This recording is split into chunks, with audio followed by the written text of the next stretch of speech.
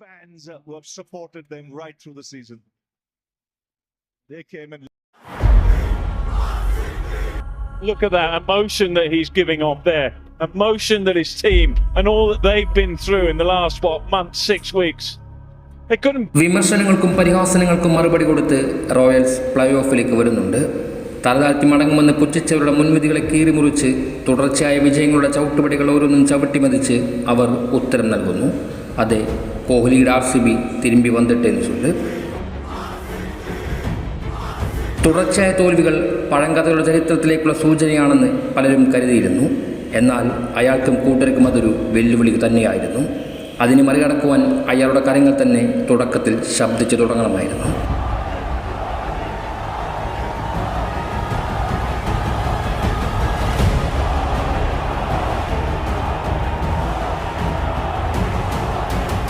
അങ്ങനെ 8-ൽ 7-ലും പരാജയപ്പെട്ട RCB ഉയർത്തി നിൽക്കുക തന്നെയായിരുന്നു.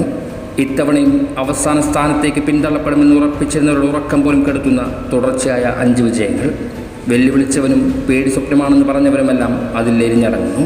മോശം ബോളിംഗ് എന്ന് പറഞ്ഞ് പരിഹാസത്തിൻ്റെ പടുകുഴിയിൽ നിന്നും അതേ ബോളേഴ്സിൻ്റെ കരുത്തിൽ തന്നെ ഒടുക്കം പ്ലേ ഓഫിൻ്റെ വാതിൽ തകർക്കപ്പെടുന്നുണ്ട്. എഴുതി തള്ളിയവർ കൺ തുറന്ന് കാണുക. ധോണിയെയും സംഘത്തെയും വീഴ്ത്തി പരിഹസിച്ചവരുടെ വായടപ്പിക്കുന്നു. ഒരിക്കലും ഒരു പരാജയം കൊണ്ട് ഈ ലോകം അവസാനിക്കുന്നില്ല. അതിന് മറുപടി നൽകുവാൻ കാലം കുറച്ച് ദൂരെയാണെങ്കിൽ പോലും ഒരു സമയം കുറിച്ചു വെക്കും. അതിൽ അന്നവർ എരിഞ്ഞമർന്ന ചാരത്തിൽ നിന്നും കനലായി മാറുകയും ചെയ്യും.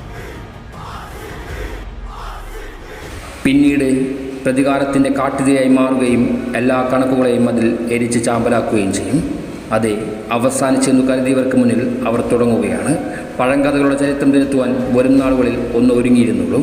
കാരണം പരിഹസിച്ചിരുന്നവരുടെ ചവപ്പെട്ടിക്ക് ഓർഡർ കൊടുത്ത് കോഹ്ലിയും സംഘവും വരുന്നുണ്ട്, അയാളുടെ ആദ്യ കിരീടം ഉയർത്തുവാൻ വേണ്ടി.